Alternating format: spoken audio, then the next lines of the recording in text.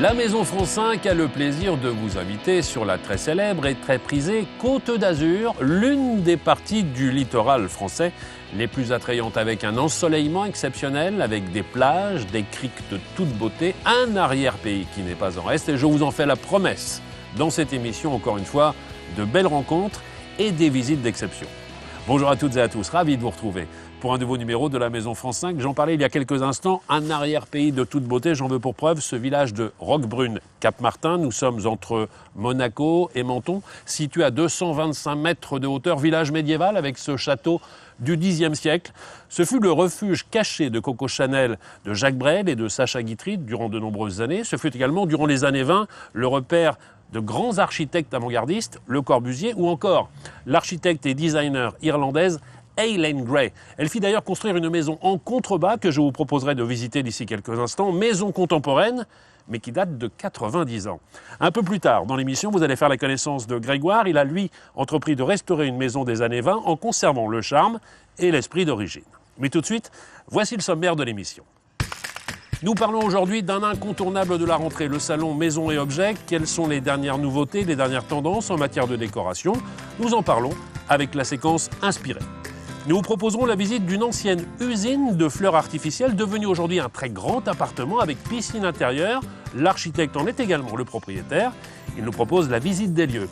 Nous parlerons ensuite films adhésifs pour vitrage intérieur, des films occultants ou décoratifs ou encore des films anti-chaleur. Il en existe de toutes sortes. Quels sont les conseils d'utilisation? C'est la séquence Choisir. Avec la séquence Rêver, visite d'un appartement d'exception. C'est avec l'architecte de l'intérieur Sophie Petit. Elle nous en propose la visite. Nous serons dans un tout petit instant en bord de mer et nous irons visiter la maison d'Eileen Gray. Mais avant cela, retrouvons notre duo de choc, Karine, Gaël. Il est question aujourd'hui de créer une séparation entre une chambre et un séjour. C'est le changer et c'est la première partie. Cette semaine, Gaël et Karine viennent en aide à Mathieu, qui aimerait optimiser son espace sommeil.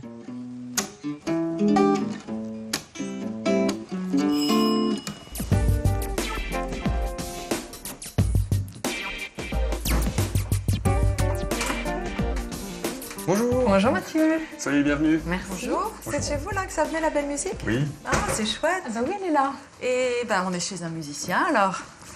Bon Mathieu, Oui. on n'est pas là pour parler musique. Non, pas seulement. On est là pour parler de mon problème qui se situe derrière ce meuble. D'accord. Alors Tenez, qu'est-ce je qu'il y a vous emmène derrière le ce meuble? Il y a ma chambre. Oui. Elle est bien? Effectivement, elle est pas mal, mais elle manque cruellement d'intimité.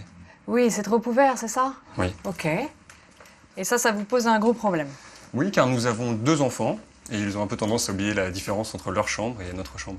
Ça ne m'étonne pas. Elle est où la chambre des enfants? Alors, ils ont chacun la leur, de l'autre côté du couloir. D'accord. Et le reste de l'appartement, c'est là-bas aussi? Pareil, cuisine, salle de bain également de l'autre côté. Ok. Moi, je trouve que vous avez plutôt bien réussi la séparation entre les 2 pièces, parce qu'elle est fonctionnelle. Et donc, là, il faut apporter l'élément intimité en plus. Non, nous ne sommes pas vraiment attachés à ce meuble, qui est un D'accord. meuble réalisé un peu dans l'urgence de l'emménagement. Vous avez carte blanche pour créer quelque chose de vraiment fonctionnel, nouveau et intime. Ça me plaît, ça.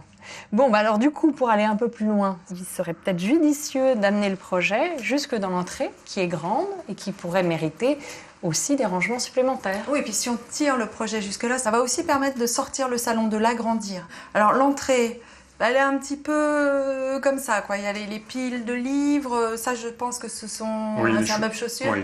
Voilà, là il y a ce joli petit meuble années 30 mais qui est un peu perdu.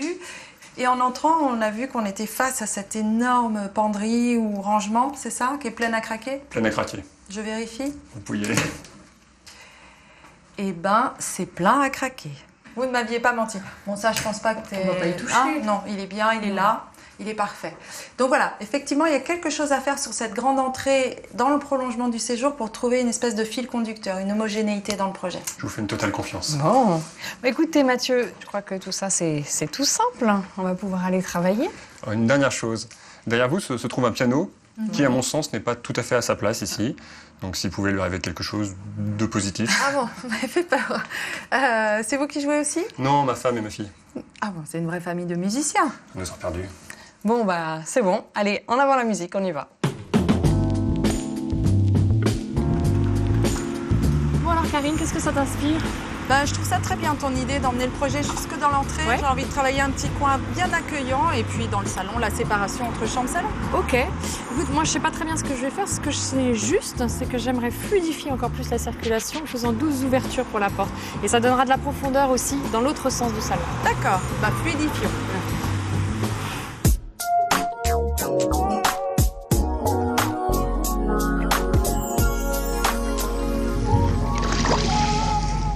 Petite promenade sur un chemin de douanier en compagnie de Michael Leckerman. Je suis ravi de vous rencontrer, Michael. Mais Stéphane, c'est un plaisir. Alors, Michael, britannique de naissance, amoureux de la France depuis pas mal d'années, et président d'une association installée ici à Roquebrune-Cap-Martin qui s'appelle L'association Cap Moderne. Cap Oui. Moderne. C'est quoi cette association exactement? Alors, c'est une association qui a été mise en place pour restaurer et mettre en valeur le site que nous allons voir, qui comporte donc la villa Eileen Gray, Oui. mais aussi le cabanon de Le Corbusier et le restaurant La Buvette, l'Étoile de Mer. Et qu'est-ce qui fait que bon nombre d'architectes sont venus s'installer ici? Alors, je crois que le lieu est magique et vous allez voir, quand on arrive sur place, qu'il y a vraiment de la magie partout. En plus, l'histoire là, qu'est-ce qui est passionnant là, c'est que l'histoire des architectes là, ils ont eu des interfaces, des interférences qui ont été très positives et négatives, mais ça fait qu'il y a une vraie histoire du lieu. Et Alors j'en quand suis on parle d'histoire, Ouais. on repart un siècle en arrière, pratiquement un siècle en arrière. Ils arrivent ici, il y a combien de maisons dans les parages? Ah non, mais il n'y a rien. Non, la photo, quand on va voir la photo de la villa d'Eileen Gray, une fois construite, on voit de la mer 2 ans plus tard. Il n'y a que cette villa sur toute la côte. Et toutes les maisons que vous voyez là, tout ça n'existait Il n'y pas. a rien du tout? Non, ça arrivait beaucoup plus tard. De l'autre côté du Cap Martin, il y avait un peu de développement à ce moment-là, mais pas du tout ici. Alors depuis que vous êtes arrivé avec l'association, vous avez entrepris de restaurer la maison et surtout de l'ouvrir au public. C'est le cas depuis cet été, hein, pratiquement, depuis le mois de mai? Depuis le 1er mai. D'accord. Et tout ça, la restauration n'est pas finie parce que la restauration d'une maison ancienne comme ça, peut-être n'est jamais finie. Mais on a fait ce qu'il faut pour que les gens apprécient l'esprit du lieu. Et c'est surtout une très belle histoire à raconter. Cette histoire, c'est Stéphanie qui va nous la raconter d'ici quelques instants. Elle est guide conférencière ici. Je vous remercie 1000 fois Merci de nous Stéphane. accueillir aujourd'hui ici. Bonne visite. Elle porte un nom bizarre, cette maison. On l'appelle E1027 ou E1027, c'est ça? Oui, c'est ça. E1027. Pourquoi? On va le savoir.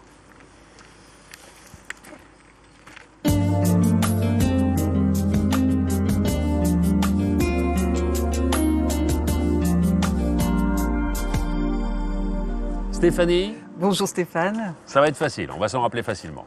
Alors, à l'origine de cette maison, il y a 2 personnes. Eileen Gray, elle est irlandaise, et Jean Badovici. Et c'est leur nom qui justifie le nom de cette maison E1027. Tout Comment à ça fait. s'organise?